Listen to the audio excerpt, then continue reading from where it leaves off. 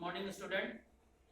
Today I will discuss with you workshop technology, foundry technology. What is initially what is a foundry technology?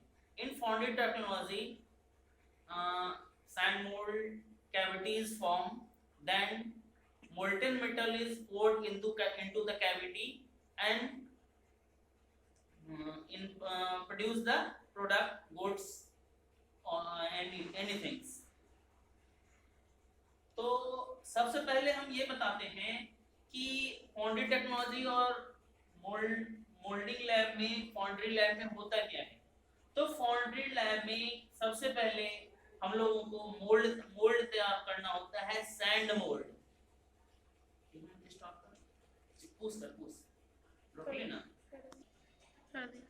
तो सबसे पहले क्या होता है कि सैंड मोल्ड हमें तैयार करना होता है। सैंड मोल्ड तैयार करने के लिए सबसे ज्यादा जरूरत होती है सैंड की। तो कई वैरायटी के सैंड आते हैं, parting sand, moulding sand, baking sand, facing sand, green sand, dry sand. तो कई प्रकार के सैंड आते हैं, लेकिन जो फाउंड्री टेक्नोलॉजी में मेन सबसे ज्यादा 90% यूज होने वाला सैंड है वो है ग्रीन सैंड। ग्रीन सैंड कोई कलर कोड ग्रीन सैंड नहीं है, ये इसके स्ट्रेंथ को बताता है। ग्रीन सैंड उस सैंड को कहते हैं जो कैविटी जिस सैंड से बनाया जाए, जब उसको 1000 डिग्री सेंटीग्रेड पर मोल्टेन मेटल डाला जाए तो वो सैंड जल ना जाए। तो इसीलिए उसका स्पेशल नाम दिया गया है sand, green sand. Green sand में वाटर मॉलिक्यूल्स होते हैं, सैंड होता है, सिलिका होता है, ठीक है। तो ये हमारे पास हमारे तो घर में जो सैंड था उसी सैंड को दिखा रहे हैं, लेकिन ये मान के चलते हैं कि ये हमारा ग्रीन सैंड है, ठीक है। और फाउंड्री टेक्नोलॉजी में जो जो टूल्स यूज होते हैं वो भी पहले मैं दिखा देता हूँ। सबसे पहले क्या है, ये है ग्रीन सैंड। उसके बाद ये टॉय है, ठीक है। ये है टॉय। क्या करते हैं, इससे सैंड उठा के हमको जिस भी कैविटी में भरना हो या जिसमें डालना हो उसमें हम इस सैंड को उठा के उससे डालते हैं। इसका नाम है टॉय, ठीक है। उसके बाद दूसरा ये है हमारे पास रैमर टूल। रीमर टूल जब हम लोग उसको फेसिंग करते रहेंगे तो ये काम आएगा, रैमर टूल। दूसरा है सैंड कटर। ये है सैंड कटर। अभी देखेंगे जब पूरा बताएंगे तो सैंड कटर क्या होता है, कैसे वर्क करता है, ये भी बताएंगे। तो इसको जस्ट लाइक माने हैं सैंड कटर। ये है बड़ा हमारा रैमर टूल। इसको इस तरह से भरने का काम आएगा, आराम से इसको पूरा पोर करेंगे जब, तब होगा ये इस तरह से अच्छे से इसको करेंगे, ठीक है। तो ये हो गया। फिर अब होता है बात उससे भी पहले कि हमको कैविटी, मोल्ड कैविटी जो बनाना है हमें, तो सबसे पहले जरूरी होता है मोल्ड कैविटी बनाना। तो कैविटी आखिर बात होती है कि किसका बनाई कैविटी। सबसे पहले यह दिक्कत आती है कि कैविटी बनानी कैसे है और किस चीज की कैविटी, किस चीज से हमको कैविटी फॉर्म करना है। तो कैविटी उसका बनाते हैं या उस चीज का बनाते हैं जो प्रोडक्ट हमको बनाना है। सपोज करो कि जैसे हमको ये आलू बनाना है, ये आलू के शेप का ही बनाना है, तो यही हमारा पैटर्न है। Pattern is a Republica of product, यानी कि मिरर इमेज ऑफ प्रोडक्ट। अगर आलू के शेप का कुछ बनाना है तो एकदम आलू के शेप का ही, आलू का शेप का पैटर्न हमको पहले चाहिए। अब पैटर्न कई प्रकार के होते हैं। इसको अभी देखो, ये सिंगल पीस, एक पीस में है तो ये सिंगल पीस पैटर्न है। अगर ये 2 पीस में होता, जैसे देखो ये 2 पीस में है तो ये 2 पीस पैटर्न हो गया। अगर इसको 3 पीस में पैटर्न होता ये तो 3 पीस पैटर्न होता। इस 2 पीस को हम लूज पीस भी कह सकते हैं। ये 2 पीस में है तो हम इसको लूज पीस पैटर्न भी कहते हैं। सो कई तरह के पैटर्न होते हैं। तो अभी जस्ट लाइक हम इसको सिंगल पीस पैटर्न या फिर सिंगल पीस पैटर्न मानते हैं। है ये 2 पीस का, लेकिन मान रहे हैं हम इसको सिंगल पीस पैटर्न है ये। अब सबसे पहले क्या करेंगे, इस पैटर्न को सैंड मोल्ड में डाल के एक कैविटी फॉर्म करेंगे। जैसे कि मैं इसको थोड़ा सा बना के दिखाता हूँ, शुरू करता हूँ थोड़ा सा। उसके भी पहले हम लोग क्या करते हैं, जो सैंड मोल्ड बनाएंगे सैंड का, उसमें हमको कई चीज मिलाना होता है, कई चीज। ये हो गया ग्रीन सैंड, ये है हमारा क्ले जो एस भी होता है, फिर उसमें ग्रेफाइट पाउडर मिलाते हैं, फिर उसमें सिलिका मिलाते हैं। देखो मैं फिर से रिवाइंड करा रहा हूं, सैंड के साथ वाटर मिलाते हैं इसका स्ट्रेंथ बढ़ाने के लिए, इसके साथ सिलिका मिलाते हैं, इसके साथ क्ले मिलाते हैं जो कि बेंटोनाइट पाउडर होता है, उसके बाद इसमें ग्रेफाइट पाउडर मिलाते हैं।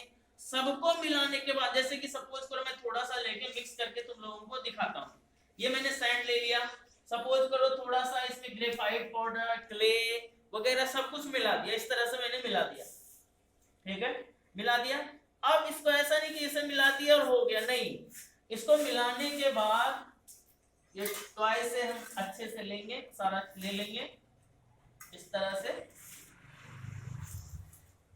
टॉय से हम अच्छे से लेंगे और इसको इस तरह से हैंड से अच्छे से पूरा प्रॉपर्ली मिलाएंगे।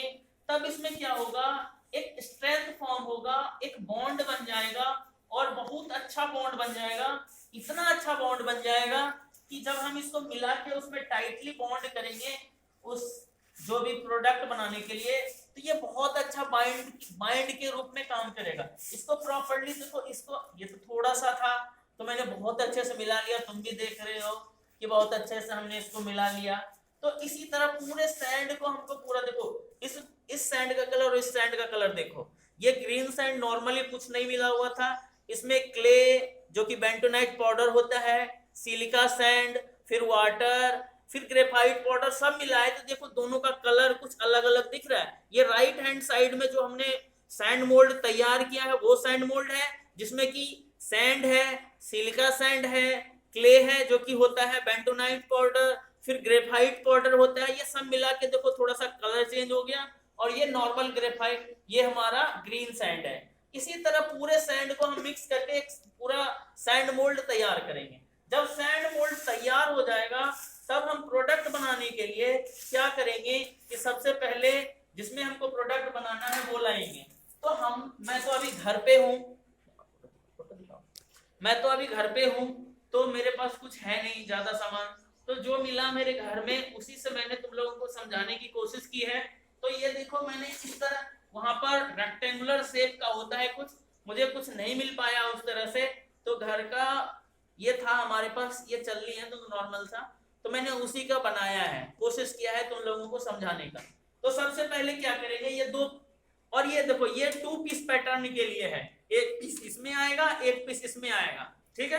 तो सबसे पहले मैं शुरू करता हूं, उसके पहले मैं बताता हूं कि इसी का हमको कैविटी बनाना है। अभी यही करेंगे कि इसका हमको कैविटी बनाना है, ठीक है। तो हम क्या करेंगे, सबसे पहले इसको लेंगे, नीचे पूरा साफ कर लेंगे अच्छी तरह से। जब ये अच्छी तरह से साफ हो जाएगा तब हम इसको अच्छी उल्टा करके, अगर ये भाग ऊपर वाला है तो इसको उल्टा करके रखेंगे। फिर से बोल रहा हूं, अगर ये भाग ऊपर का है, सही वाला फेस है, तो हम इसको नीचे की ओर उलट के रखेंगे। और अगर इस आलू की ही कैविटी, आलू के शेप की कैविटी बनानी है तो हम सब इस तरह नहीं रखेंगे, इसका आधा पार्ट इसको भी इस तरह से उलट के रखेंगे। इसको आलू को हम इस तरह नहीं रखेंगे, आलू का आधा पार्ट वो भी इस तरह से नहीं रख के इस तरह से उलट के रखेंगे। उलट के रखने के बाद ये जो हमारे पास तैयार किया हुआ सैंड मोल्ड है इसमें हम पूरी अच्छी तरीके से डाल देंगे, पूरा डाल दिए। अब यूज करेंगे रिमिंग टूल, जो मैंने बताया था रिमिंग टूल, इसको अच्छे से टाइटली बॉन्ड से बांधने के लिए काम आता है।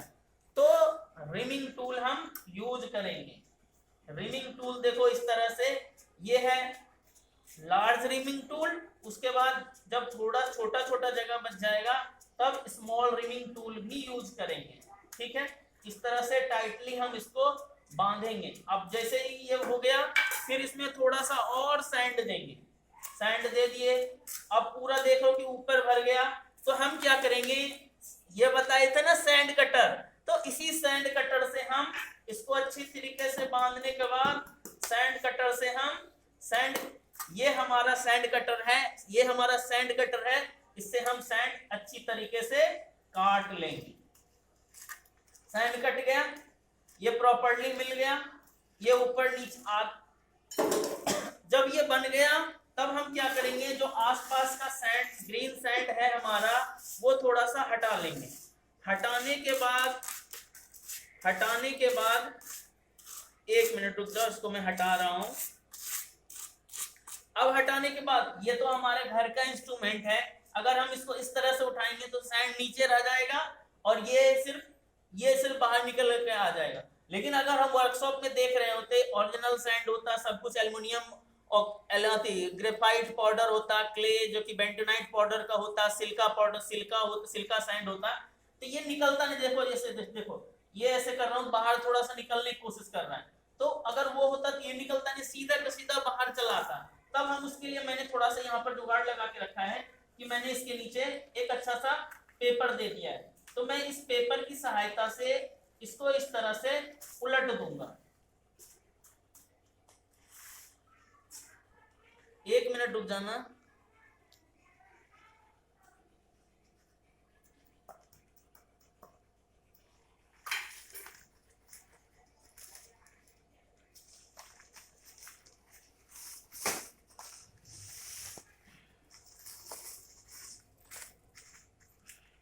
ये देखो कि आधा जो शेप बनाना चाह रहे थे हम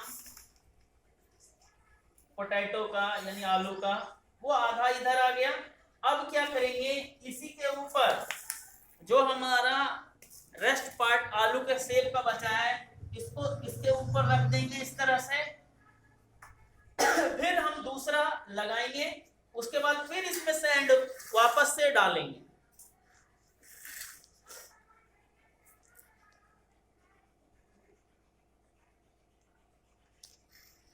एक मिनट। इस तरह से बनाने के बाद हम इसमें जो हमारा पैटर्न है, पैटर्न रखने के बाद अब साथ में हम कैविटी बनाने के लिए जो ऊपर से मटेरियल पोर करेंगे, तो देखो हमने 2 शेप का लिया। एक ही ये पपीता का डंडी है, लेकिन मैं बता रहा हूं इसमें मैंने 2 शेप का लिया है। एक लिया है रेगुलर शेप, जो यहां से यहां तक इसका क्रॉस सेक्शनल एरिया बराबर है, कांस्टेंट क्रॉस सेक्शनल एरिया का है। और ये जो लिया है ये आयरन मतलब मेटल का होता है। ये वर्कशॉप में यहाँ पर मेरे पास है नहीं, तो मैं जस्ट लाइक दिखाने का कोशिश किया हूँ।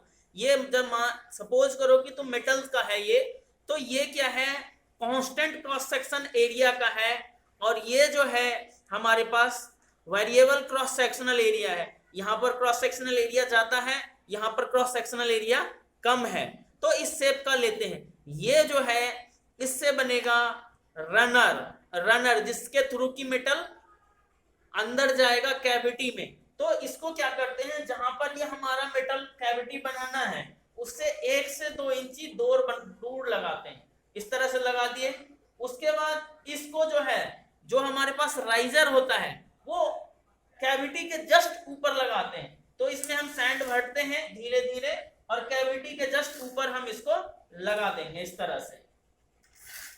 देखो भर रहे हैं सैंड, जो हमारा सैंड मोल्ड तैयार है। सैंड मोल्ड जो हमारा तैयार है उसको इस तरह से हम लगाते हैं।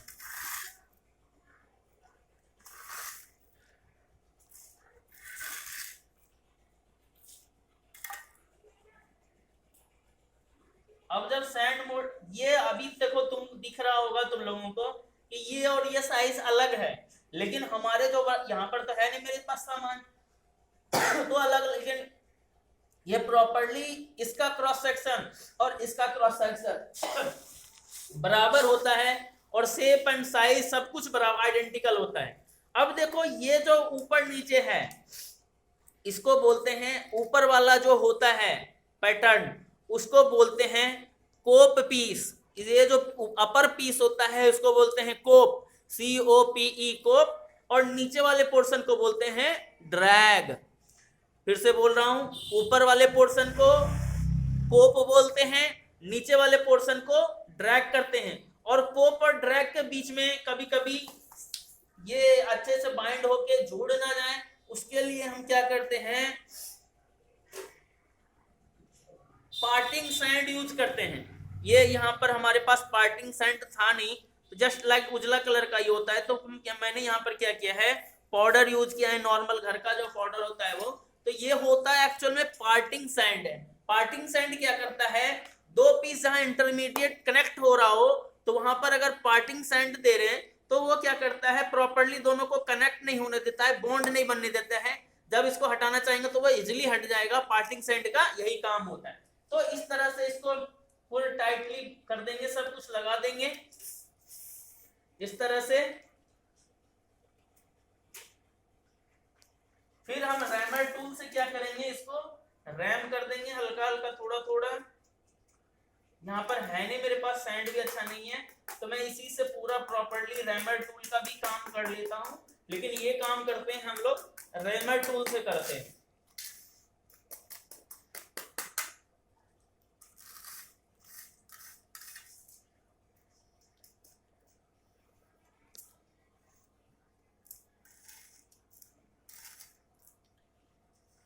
इस तरह से हम प्रॉपर्ली इसको करते हैं।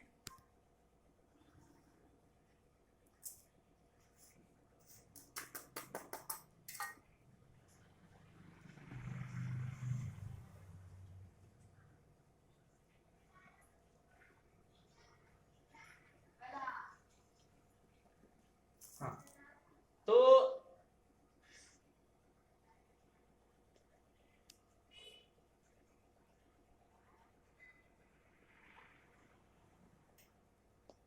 प्रॉपर्ली अब हमारा पोप एंड ड्रैग पीस हमारा तैयार हो चुका है। हमने रनर राइजर भी लगा दिया है। अब क्या करेंगे, हम इसको सबसे पहले इस पोप पीस को पूरा प्रॉपर्ली इसको हटा लेंगे। पोप पीस को जब हटा लेंगे, एक मिनट, तो हेलो स्टूडेंट, तो ये क्या हुआ, अपर वाले कोप पीस को हमने हटा लिया। जब अपर वाले कोप पीस को हटा लेंगे तो यहाँ पर थोड़ा सा इंप्रेशन बना के चल आएगा, वो इंप्रेशन होगा रनर का। ये जो रनर है हमारे पास था, रनर का इंप्रेशन हो गया। तो रनर का इंप्रेशन से हम क्या करेंगे, यहां से लेके अब हम क्या करेंगे, पैटर्न को थोड़ा इस तरह से हिला के, हल्का हल्का हिला के हम क्या करेंगे, पैटर्न को बाहर निकाल लेंगे। इस तरह से हिला के, हल्का हल्का हिला के बाहर निकाल लेंगे। इस तरह से कैविटी देखो कि अच्छे से एक बहुत ही चिकना, मतलब प्रॉपर्ली हमारा कैविटी फॉर्म हो गया, प्रॉपर कैविटी फॉर्म हो गया। और यहाँ पर हमारा ये है जो रनर का मार्क लगा हुआ। अब रनर से यहाँ तक हम कैविटी तक क्या करेंगे, गेट बना देंगे, गेट।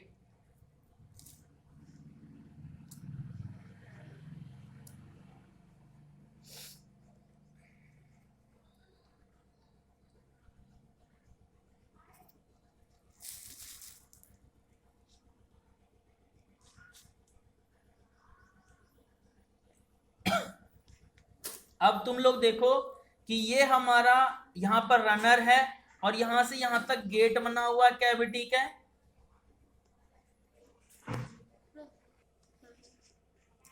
तो लोअर, अब हम क्या किए, कैविटी से हम दोनों का दोनों जो हमारे पास टू पीस पैटर्न था बाहर निकाल लिए। अब हम क्या करेंगे, इस तरह से इसको हल्का सा हिलाते हुए हम क्या करेंगे, रनर को बाहर निकाल लिए।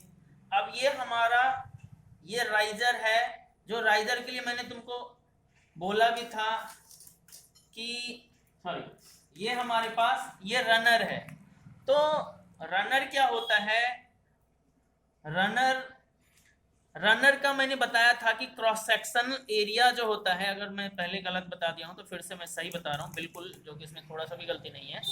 ये हमारा रनर है, रनर जिसके थ्रू की मोल्टन मेटल कैविटी के अंदर जाएगा, उसका क्रॉस सेक्शनल एरिया वेरिएबल होता है। ये ऊपर ज्यादा क्रॉस सेक्शनल एरिया होता है, नीचे कम क्रॉस सेक्शनल एरिया होता है, क्योंकि जैसे जैसे एरिया घटाएंगे तो वेलोसिटी बढ़ते जाएगा। ये कंटिन्यूटी इक्वेशन है, मैकेनिकल के बच्चों को सेकेंड ईयर में पढ़ना पड़ेगा, या इनिशियल अगर मैकेनिकल इंजीनियरिंग पढ़ोगे तो वहां पर कंटिन्यूटी इक्वेशन बताया जाएगा कि जैसे जैसे क्रॉस सेक्शनल एरिया घटेगा, जैसे जैसे क्रॉस सेक्शनल एरिया घटेगा वेलोसिटी बढ़ जाएगा। तो यहाँ पर भी वही किया गया है, ऊपर ज्यादा क्रॉस सेक्शनल एरिया है, नीचे कम। तो यहाँ पर क्या होगा, अंदर जाकर और वेलोसिटी बढ़ जाएगा। जब वेलोसिटी बढ़ जाएगा तो जल्दी का जल्दी मेटल फ्लो कर जाएगा कैविटी में। और ये देखो, ये हमारे पास राइजर है, राइजर को भी हम थोड़ा सा हल्का हल्का हिला के बाहर निकाल लेंगे। निकाल लिए। अब राइजर, और मैंने रनर का तो बता दिया कि रनर के थ्रू, अगर ये रनर है तो रनर के थ्रू हमारा मोल्टन मेटल, जो पिघला हुआ मेटल जो होता है, वो अंदर जाता है। अब ये है राइजर। राइजर क्या होता है, देखो मैं एक वर्ड में बताता हूँ, एक वर्ड में बताता हूँ राइजर क्या होता है। Runner, riser is a reservoir. Riser is a reservoir. जैसे तुम्हारे पापा तुम्हारे लिए रिजर्वायर है, तो हमारा पैसा घटता है तो तुम क्या कहते हो, पापा पैसा दे दो, पापा ये काम है पैसा दे दीजिए। तो पापा क्या है, तुम्हारे रिजर्वायर है। कभी तुम्हारे पापा का पैसा तुम्हारे लिए खत्म नहीं होता है, जिंदगी भर तुमको देते रहते हैं। तो उसी तरह रिजर्वायर, रिजर्वायर क्या होता है, रनर क्या, यहाँ पर राइजर क्या होता है, कैविटी का रिजर्वायर है। यहाँ पर होता क्या है, मेटल इसके थ्रू जाता है, जैसे ही कैविटी पूरा फुल हो जाएगा, अब ये जो हमारा राइजर है, राइजर के थ्रू ऊपर बाहर निकलेगा। तो जैसे ही राइजर के थ्रू ऊपर बाहर निकलेगा तो जो कास्टिंग ऑपरेटर्स होगा उसको पता चल जाएगा कि हमारी कैविटी फुल हो गई। अब जैसे ही हल्का सॉलिडिफाई हुआ, सॉलिडिफाई होने के बाद क्या होता है, मेटल घटता है। जैसे ही मेटल का वॉल्यूम घटेगा तो ये राइजर के पास जो मोल्टन मेटल है वापस वो कैविटी में चला जाएगा। इसीलिए इसको हम लोग रिजर्वायर कहते हैं, और इसीलिए ये क्या होता है, रिजर्वायर होता है, रिजर्वायर होता है राइजर। ठीक है। अब उसमें इसके बाद क्या है, ये हमारे पास वेंटिंग वायर है। वेंटिंग वायर हमारे पास कुछ था नहीं, यहाँ पर इस तरह से वायर था तो मैं उसी को दिखा रहा हूँ। वेंटिंग वायर से क्या करते हैं, इस तरह से होल बनाते हैं चारों तरफ, इस तरह से होल बनाते हैं, थोड़ा बहुत एक दो होल बना देते हैं। अब ये होल बनाते क्यों हैं, जैसे ही हम सपोज करो कि 1000 डिग्री सेंटीग्रेड पर मोल्टन मेटल रनर के थ्रू, रनर से होते हुए, गेट और स्क्रू से होते हुए कैविटी में जाएगा। ये सैंड में थोड़ा थोड़ा आग लग जाता है, जब एक्चुअल वीडियो देखोगे इसका तो देखोगे कि आग लग जाता है। ठीक है। तो उतना टेम्परेचर सैंड जल्दी ना साफ सके तो वहां पर दिक्कत आएगी। और अगर एयर बबल्स उसके अंदर भी रह गया, क्या हमारा जो प्रोडक्ट बन रहा है, तो उसमें भी दिक्कत आएगी। तो उसके लिए क्या करते हैं, हम वेंटिंग वायर से वेंटिंग होल बनाते हैं। वेंटिंग होल से क्या होता है, जो हॉट एयर गैसेस होता है वो इस छोटे छोटे होल के थ्रू बाहर निकल एटमॉस्फेयर में निकल जाता है और कूलिंग में भी काम आता है। फिर जब सॉलिडिफाई हो जाएगा तो ये इस तरह से यहाँ पर क्या होगा, ये पूरा भर जाएगा। ये जब हम देखेंगे तो पूरा का पूरा भर जाएगा, जस्ट लाइक इस तरह से हमारा मेटल जो अभी ये देख रहा है ना, क्या ये दिख रहा है हमारा शेप, इसी शेप का फिर वापस एक कैविटी के प्रोडक्ट के साथ बन जाएगा। जब प्रोडक्ट के साथ बन जाएगा तो मशीनिंग में हम क्या करेंगे, इसको काट के हटा देंगे, इसको भी काट के हटा देंगे, जो स्क्रू बना था अंदर, जो गेट बनाए थे उसको भी काट के हटा देंगे, और वापस से मशीनिंग करने के बाद हमारा एक्चुअल मेटल तैयार हो जाएगा, एक्चुअल प्रोडक्ट तैयार हो जाएगा। तो ये था हमारा फाउंड्री शॉप या फिर प्रोडक्शन शॉप भी कह सकते हो। ठीक है। तो इसमें जो भी परेशानी होगा, जो भी तुम लोगों को इसमें छूट गया या परेशानी हो तो कमेंट करके हमको बताना, मैं तुरंत उसका आंसर बताऊंगा तुम लोग को। Thank you.